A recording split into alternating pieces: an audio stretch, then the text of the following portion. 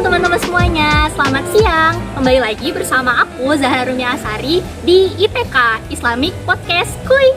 Oke, jadi pada siang hari ini aku akan membahas topik yang lagi hangat-hangatnya nih. Mungkin kalian juga sering banget ngelakuin hal ini dan pastinya penasaran gak sih? Nah, ternyata siang hari ini aku nggak sendirian nih. Aku bakalan ditemenin oleh dua orang narasumber yang pastinya super kece banget dan paham di bidang ini.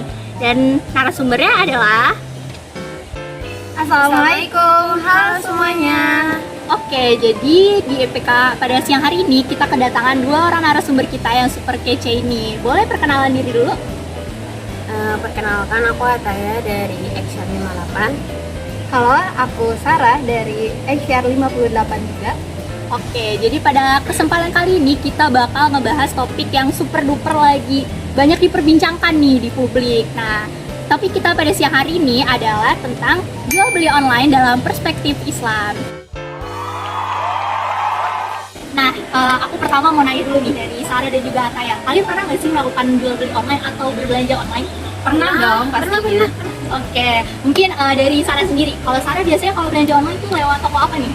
Kalau aku biasanya tuh beli toko di online gitu ya, secara online. Nah, soalnya lebih praktis dan lebih murah juga. Terus biasanya aku beli buat keperluan kuliah, skincare, yang lain-lain juga sih. Oke, berarti emang sering juga ya berbelanja online. Kalau Ataya sendiri biasanya gimana? Sama kayak Sarah, aku juga suka banget beli online di toko online. Biasanya sih aku beli makanan atau enggak baju. Oke, jadi kalau Sarah lebih ke skincare dan juga perlengkapan kuliah, kalau Ataya lebih ke baju ya. Oke, sebelum berlanjut ke topik makin dalam lagi, aku mau tahu dulu nih, kalau dari pandangan kalian sendiri, jual beli itu seperti apa sih? Mungkin dari Ataya dulu. Kalau menurut pandangan aku, jual beli itu merupakan suatu kegiatan tukar menukar barang atau jasa dengan uang yang dilakukan berdasarkan kesepakatan bersama.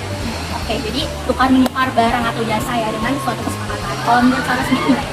Kalau menurut aku nggak jauh beda sih sama Ataya. Jadi kalau jual beli itu kegiatan menukar barang, yang mana barangnya itu ditukar dengan sejumlah uang. Nah, uangnya itu juga harus sesuai dengan nilai barang yang disepakati oleh penjual dan pembeli.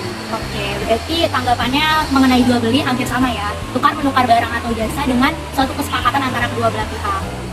Oke, tadi sebelumnya kita udah ngebahas mengenai jual beli secara umum ya. Nah, karena topik kita pada siang hari ini mengenai jual beli online, jadi aku mau tanya lagi nih, mengenai jual beli online menurut pandangan kalian berdua gimana? Oke, menurut aku nih jual beli online itu ya sama aja kayak jual beli pada umumnya, hanya saja jual belinya itu dilakukan melalui internet gitu. Jadi penjual dan pembelinya itu nggak bertemu secara langsung. Nah, ya jadi pembeli itu sebagai pihak yang membayar harga barang yang dijual, terus penjual juga sebagai pihak yang menjual barang. Jadi jual beli itu menggunakan jaringan internet gitu, menggunakan HP, komputer, tablet. Nah, secara garis besar, praktik jual beli online ini dilakukan melalui jaringan internet secara skala nasional, regional, benua, maupun ke seluruh penjuru dunia. Nah, jual beli ini juga dijalankan secara efisien dan masif melalui jaringan internet. Jual beli online ini tuh sangat memudahkan proses transaksi antara penjual dan pembeli. Oke, jadi untuk jual beli online menurut narasumber kita berdua ini sama seperti jual beli pada umumnya, hanya saja dilakukannya itu secara online di jaringan internet seperti mungkin di Instagram, di toko-toko online lainnya, dan lebih efisien dan juga efektif. Oke, membahas mengenai jual beli online, pastinya ada kelebihan dan juga kekurangan yang ditawarkan ya oleh jual beli online. Nah, dari pandangan kalian, kelebihan dan kekurangan apa aja sih yang ditawarkan oleh jual beli online? Untuk kelebihannya ini ya, sistem transaksi atau pembayarannya ini bakal lebih mudah dan variasi produknya tuh lebih banyak. Untuk kekurangannya ini akan ada kemungkinan terjadinya keterlambatan paket untuk datang dan ada kemungkinan juga paket hilang. Kalau dari Sarah sendiri? Oke, jadi kalau menurut aku kelebihan jual beli online itu yang pertama dia bisa menghemat biaya dan waktu juga. Jadi kita nggak perlu datang ke lokasi gitu untuk melihat barang yang kita inginkan. Nah, terus juga harga yang ditawarkan dalam toko online itu biasanya lebih murah. Nah, jadi kita bisa menghemat uang. Terus untuk kekurangannya kita karena nggak bisa lihat secara langsung gitu barangnya, kita nggak tahu dong barangnya itu bagus atau enggak. Nah, jadi terus takutnya juga ada terjadi penipuan gitu ya. Setelah kita uangnya itu dari transfer, tapi barangnya malah nggak dikirim atau nggak datang, terus atau juga barangnya udah kita terima tapi malah rusak kayak gitu. Jadi emang pasti ada kelebihan dan juga kekurangan dari masing-masing penjualan ya. Dan untuk kekurangannya sendiri tadi mungkin adanya keterlambatan dalam pengiriman, terus ada takutnya ada terjadi kerusakan saat pengiriman, atau emang barangnya sendiri malah nggak datang ke kita gitu. Oke, tadi udah ditinjau dari kekurangannya nih. Mungkin dari kekurangannya ini, kalian sebagai anak ekonomi syariah nih. Nah, kalau dilihat dari kekurangannya, ditinjau dari perspektif ekonomi syariah tuh gimana sih? Oke, jadi menurut pandangan Islam keadaan seperti itu sebenarnya boleh, asal objek perdagangannya itu bukan barang haram, tidak mengandung kayak minuman keras, makanan yang mengandung zat-zat yang haram kayak ada babi, alkohol, darah, ya juga nggak terbebas dari dalam hal itu. Terus juga nggak ada namanya unsur riba, gharar, dan maisir. Terus juga si penjualnya itu harus memastikan bahwa barang yang dijualnya itu benar-benar ada dan harus dikirim gitu sesuai dengan yang dia posting di toko online-nya. Oke, kalau dari Ataya sendiri? Sama kayak Sarah, intinya jual beli online ini itu boleh selama sesuai dengan kaidah fikih dalam dasar prinsip dasar muamalah ya, dan tidak melanggar syariah Islam, juga sesuai dalil. Jadi tadi menurut pandangan ekonomi syariah sebenarnya jual beli online itu diperbolehkan ya, asalkan barang yang diperjualbelikan itu barang yang jelas dan juga bukan barang yang haram.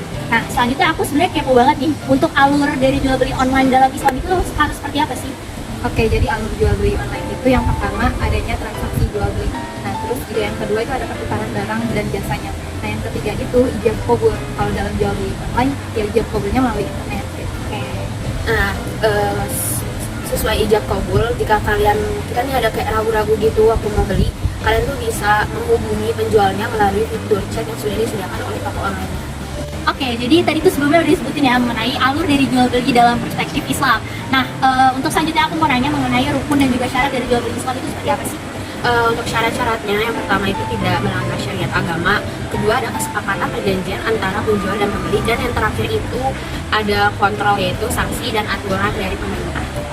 Oke, jadi kalau dari rukun jual beli online itu sama seperti rukun jual beli pada umumnya. Jadi yang pertama itu ada baik atau penjual, terus yang kedua itu ada mustari atau pembeli, yang ketiga itu ada makhluk kepalai atau barang yang dijual, terus yang keempat itu ada siwat ijab dan kubur. Oke, jadi itu dia ya syarat dan juga rukun dari jual beli menurut pandangan Islam. Oke, mungkin ini terakhir banget ya. Mungkin dari kedua narasumber kita bisa kasih closing statement ya mengenai jual beli online dalam perspektif Islam. Boleh silakan. Oke, dari aku dulu ya. Jadi teman-teman, jual beli online itu boleh dan halal, tapi harus jelas juga berdasarkan dalil gitu ya. Jual beli itu diperbolehkan selama tidak ada dalil yang mengharamkannya. Tapi bukan berarti nggak ada peraturan yang membatasinya juga. Jadi unsur jual beli itu tidak boleh ada kezaliman, penipuan, gharar, riba, dan maisir. Dan juga jual beli juga harus ada syarat dan rukun yang tadi udah disebutkan. Oke, mungkin dari Ataya? Nah, sebagai konsumen yang bijak juga, kita itu harus cermat dan teliti dalam memilih produk atau jasa yang ditawarkan agar terhindar dari kerugian. Oke, mungkin itu dia closing statement dari kedua narasumber yang kita super kece banget ini ya. Nah, terima kasih juga untuk kalian yang masih setia nontonin podcast-podcast dari IPK, Islamic Podcast Kuy. Nah, jadi mungkin sekian dari podcast kita pada siang hari ini. Semoga ilmu yang kita sudah berikan bisa bermanfaat untuk para penonton semuanya nih. Kurang lebih mohon maaf. Wassalamualaikum warahmatullahi wabarakatuh. Dadah!